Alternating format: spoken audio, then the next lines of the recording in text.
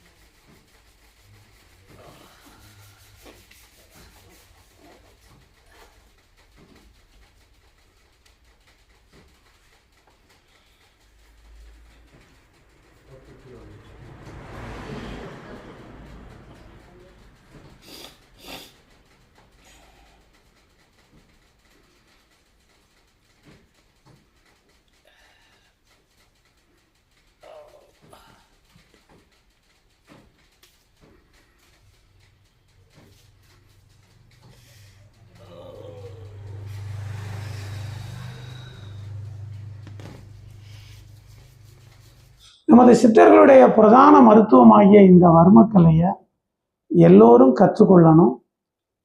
ஏன் அப்படின்னா, நம்ம உடம்புல ஏற்படக்கூடிய ஒவ்வொரு பிரச்சனைகளுக்கும் நம்ம மருத்துவரை நாடியே இருக்க முடியாது. ஒரு சாதாரண கைவலி, கால்வலி, முட்டு வலி, முழங்கால் வலி, சக்கரை வியாதி, ஆண்மை பலகீனம் போன்ற பிரச்சனைகளுக்கு நாமளே வர்ம மருத்துவத்தின் மூலமா நம்மளை நாம குணப்படுத்திக்கிடலாம். அதனால இந்த வர்ம மருத்துவத்தை எல்லாரும் கத்துக்கிடணும் அப்படிங்கிறதுக்காக நமது திருமூலர் வர்ம வைத்தியசாலையானது 30 நாள் கட்டணம் இல்லாத வர்ம தொழில்முறை பயிற்சி கற்றுக் கொடுக்குறோம். இதுக்கு நீங்க செய்ய வேண்டியது ஒரு 30 நாள் நம்ம வைத்தியசாலையில இருந்து தங்கி இருந்து இந்த மருத்துவத்தை கற்றுக்கொண்டு நீங்க இந்த மருத்துவத்தை ஒரு தொழிலாவே செய்யலாம். உங்களுக்கு உண்டான அந்த பயிற்சியை சிறப்பா முழுமையா கற்றுக் கொடுத்துருவோம். அதற்கு உண்டான சர்டிஃபிகேட்டும் உங்களுக்கு கொடுக்கப்படும். அதனால இந்த வர்மத்தை தொழிலாக செய்யணும்னு விருப்பம் உள்ளவங்க, அப்புறம் உங்க வீட்டில் உள்ளவங்களுக்கு சிகிச்சை கொடுக்கணும்னு நினைக்கிறவங்க, நீங்கள்லாம் இந்த 30 நாள் வந்து நம்ம வைத்தியசாலையில் இலவசமாகவே இந்த மருத்துவத்தை கற்றுக்கிடலாம். அதனால் அன்பர்கள் அனைவரையும் இந்த வர்ம மருத்துவத்தை கற்றுக்கொள்ள அன்போடு அழைக்கிறோம். வாழ்த்துக்கள், வாழ்த்துக்கள். சிவாய.